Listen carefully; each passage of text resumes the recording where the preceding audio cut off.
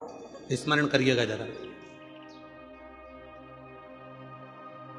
शिवलिंग पे चढ़े हुए जल को जब हम अपने ऊपर प्रोक्षण करते हैं, शिवलिंग पे चढ़े हुए जल को जब हम अपने ऊपर छींटते हैं, शिवलिंग पे चढ़े हुए जल को जब हम आचमन करते हैं, और हम आचमन कर कर या प्रोक्षण कर कर अपने ऊपर छींट कर कहीं पर भी चले जाएं, किसी भी जगह पर चले जाएं, किसी से भी मिलने, किसी भी स्थान पर पहुंच जाएं, शिव महापुराण की कथा कहती है जब तक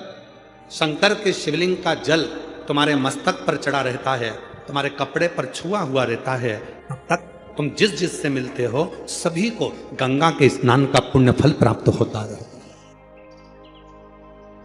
2-3 माताएं बैठकर शिव जी का पूजन कर रही थी, भगवान शंकर की आराधना कर रही थी, शिव जी की साधना कर रही थी, शिव जी का पूजन। इतने में एक लड़की, कहीं उसको ड्यूटी पर जाना होगा, और वो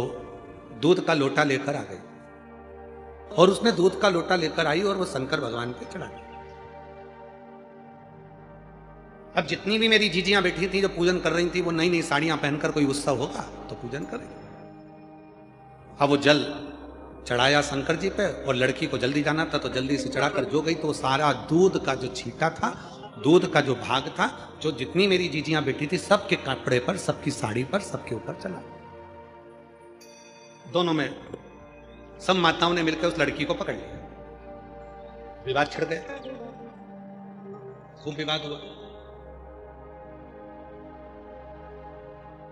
लड़की बोली मैंने जल दूध चढ़ाया, उसमें क्या गलती करी, मेरे को कॉलेज जाना था, चढ़ा कर मैं जा रही थी।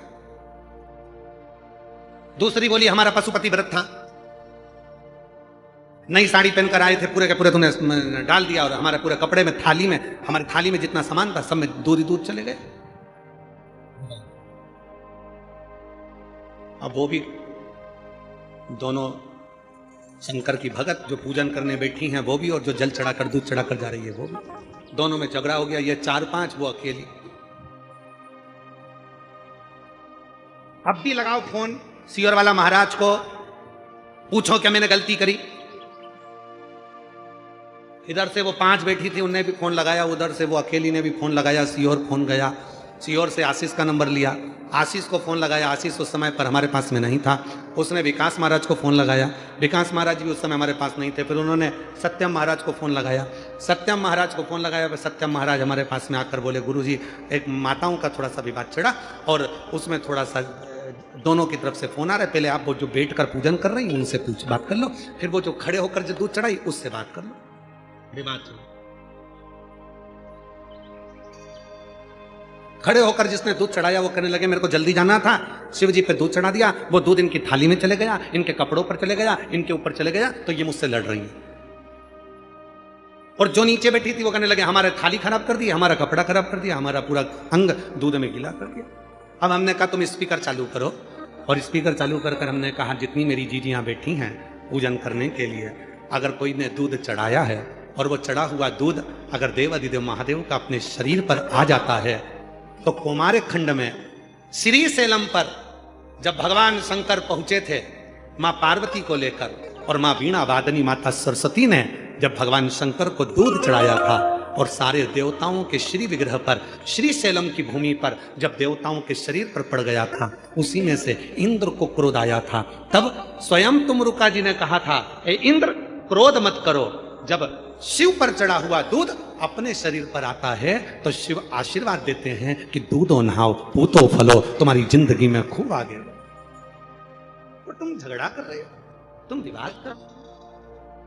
शंकर भगवान पर चढ़े हुए, और कई लोग कहते हैं गुरुजी वो शिव जी का चढ़ा हुआ जल जो हमारे मस्तक पर पड़ा हुआ है, हमारे कपड़े पर पड़ा हुआ है, वो तो सूख जाएगा, फिर भी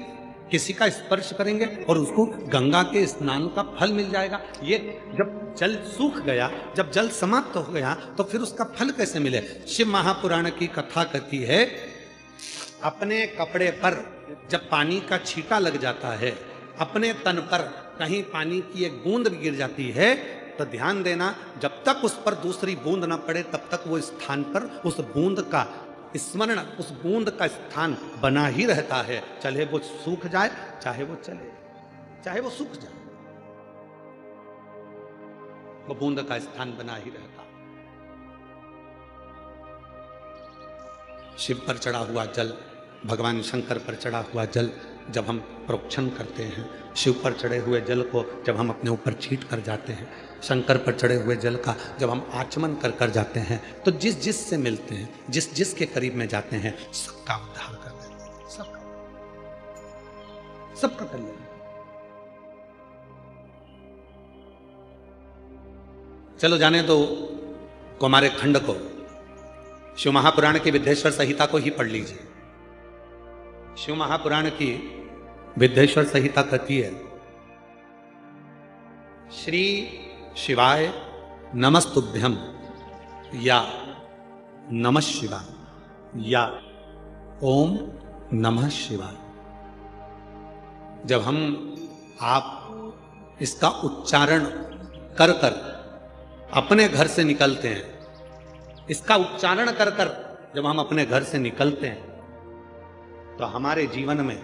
जितने भी तकलीफें हमारे मार्ग में आने वाली होती है, केवल इन मंत्रों के उच्चारण से वो मार्ग सुलभ होता चले जाता है और हम अपनी मंजिल तक पहुंच जाते हैं।